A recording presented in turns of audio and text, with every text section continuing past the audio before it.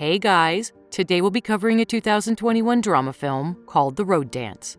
The movie is set on the Isle of Lewis, Scotland, in a small village called Garanet. The year is 1904, and the movie opens up with a young girl named Kirsty playing on the beach with her father. The movie then fast-forwards 12 years into the future where Kirsty has grown into an adult. She is seen outside her house farming with her sister Annie and her mother Myri. A man named Ian visits them and asks Kirsty and Annie if they are going to the local gathering later that evening. Kirsty responds that they will go only if their mother lets them. He then offers to help them with their farm chores, but Kirsty politely declines. It's clear that Ian has a slight affection towards Kirsty. Later, the two sisters get permission, so they head to the gathering. There they encounter many boys, including Angus and Callum, who flirt with Kirsty. They also meet an old woman named Peggy, who warns Kirsty about the boys and instructs her to keep herself safe. At the gathering, there is also a young man named Murdo who is seen reading a book and soon becomes the subject of ridicule. It turns out that Murdo is serving his country as a messenger in Glasgow. Messengers are foot soldiers responsible for carrying messages between units during war.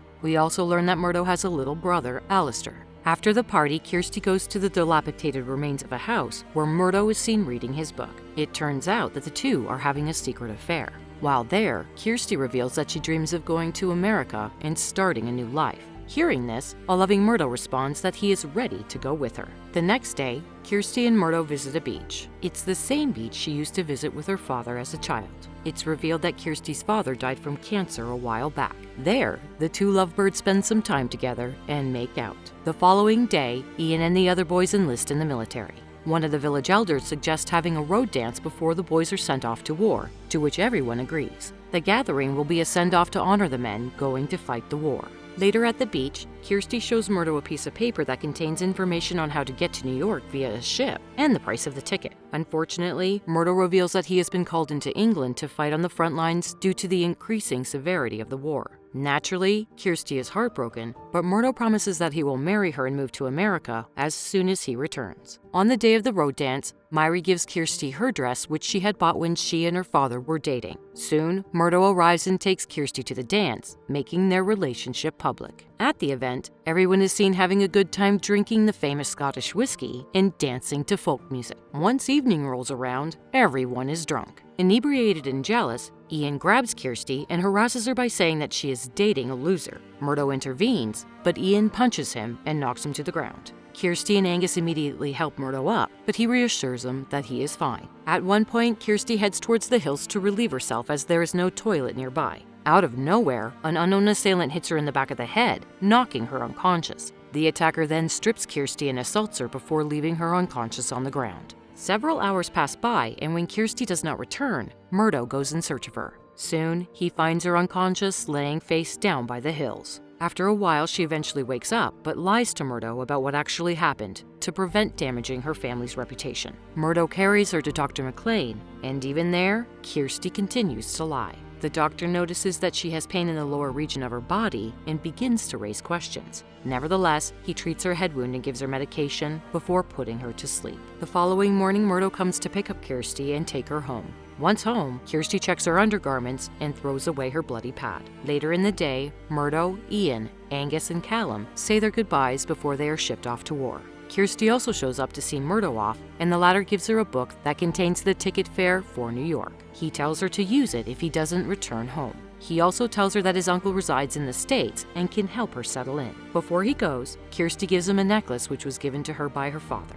After wishing him goodbye, she fearfully visits the place where the awful incident took place and begins to cry profusely. The next morning, the constable learns about Kirsty being found wounded and unconscious by the hills, so he pays her a visit to check up on her. A few months pass by, and Kirsty learns that she is pregnant. Scared of bringing shame to her family, she hides her baby bump with baggy clothes. One day, she receives a letter from Murdo telling her that he is headed to France. Unfortunately, on the way to the post office to write him back, Kirsty feels uneasy and vomits. Afterwards, she somehow reaches the post office and hands the letter over to an employee named Pete. Seeing her condition, he asks if she needs any help, but Kirsty insists that she's fine. However, the old lady Peggy begins to suspect that something is wrong. Kirsty begins to vomit more frequently, suffering from morning sickness. She also has to start using a piece of cloth to compress her belly, despite it causing her discomfort. Annie also notices her sister acting weird and begs Kirsty to open up, but to no avail. Now, it has been 6 months since Murdo's departure.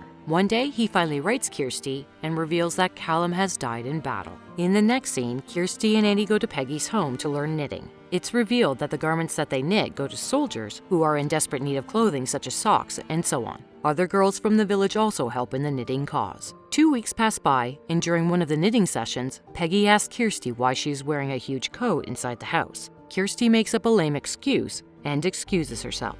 Next, Pete hands her another letter sent by Murdo, and she goes off to the edge of the cliff to read it. There, Kirsty removes all of the excess clothes used to hide her belly and sits in peace. She reads the letter as the scene flashes to the battlefield. During battle, Ian gets shot in the neck and Angus is injured in an explosion. Murdo immediately rushes to help Angus and treat his wounds before going over to help Ian. As she continues to read the letter, Annie finds her and asks what she's doing. She notices the pile of clothes and frantically asks what's going on. Exposed, Kirsty finally confesses that she is pregnant. However, she doesn't tell her about the assault. A little while later, the two return home, and on the way, they are surprised to see Angus, who is now missing an arm. Kirsty inquires about him, and then it's revealed that Murdo saved Angus's life, but got shot when he went to save Ian. From that day onwards, he has been missing. Saying this much, Angus begins to tear up and gives Kirsty the necklace she had given to Murdo.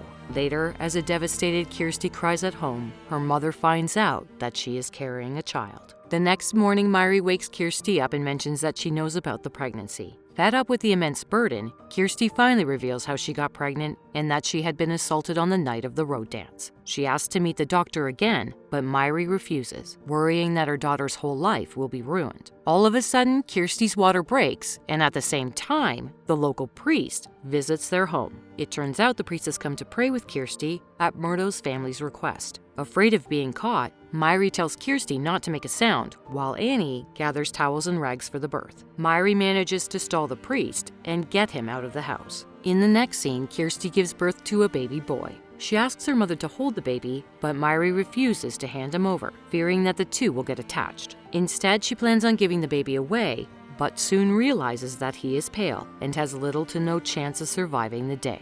At night, while everyone is asleep, Kirsty takes her baby and sneaks out to go see the doctor. Unfortunately, on the way, the newborn baby dies. Distraught, Kirsty goes to a nearby cliff with a corpse and stands on the edge. She then puts her necklace inside the baby's clothes and prepares to jump. Just then, Annie finds her and begs her to move away from the edge. However, Kirsty, fed up with life, disregards the advice and takes the leap. But before any damage is caused, Annie comes to the rescue and saves her. The next morning, a man named Skipper finds the dead body on the shore and informs the police constable. The latter immediately suspects Kirsty, so he visits the local doctor and inquires if he noticed anything unusual about the girl. The doctor doesn't say much, but promises to get to the bottom of the situation. Later, the two head over to Kirsty's house to interrogate her. The doctor enters her room, while the constable stays outside. After a bit of small talk, Dr. McLean examines Kirsty and assures her that she will recover from her pregnancy just fine. Later, the empathetic doctor lies to the constable that Kirsty has nothing to do with the baby.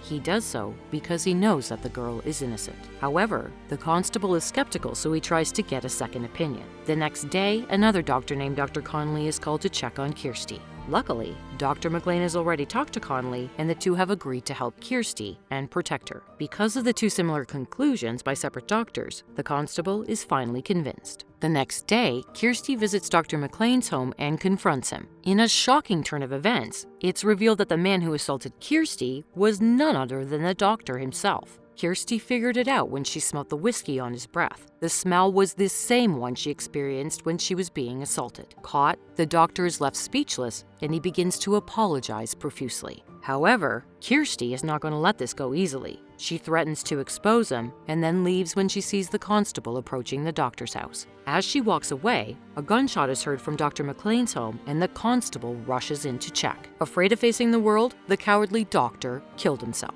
Terrified, Kirsty runs home and tells her mother and Annie everything. But as they are talking, the constable arrives and accuses Kirsty of the murder of both Dr. McLean and her child. Hearing this, Myri becomes furious and yells that her daughter has been assaulted by the evil doctor. Shortly after, Peggy also shows up and supports Kirsty. The movie then fast forwards a year, and Kirsty's dream of moving to the United States is finally about to become a reality. She says her goodbyes to everyone in the village. Before she leaves, Skipper hands Kirsty her necklace, which he had found on the dead baby. She is grateful and thanks him before she gets on the boat and starts her journey to America. The scene then cuts to a small apartment in New York where she now resides with Murdo's uncle. One day, she gets a knock on the door. Unexpectedly, it's Murdo. It's revealed that he was found by the Germans and kept as a prisoner of war until the war ended. He then went back to Giranen, where he was informed of everything by her mother. The movie ends with the two embracing and kissing each other, ready to start their dream life in America.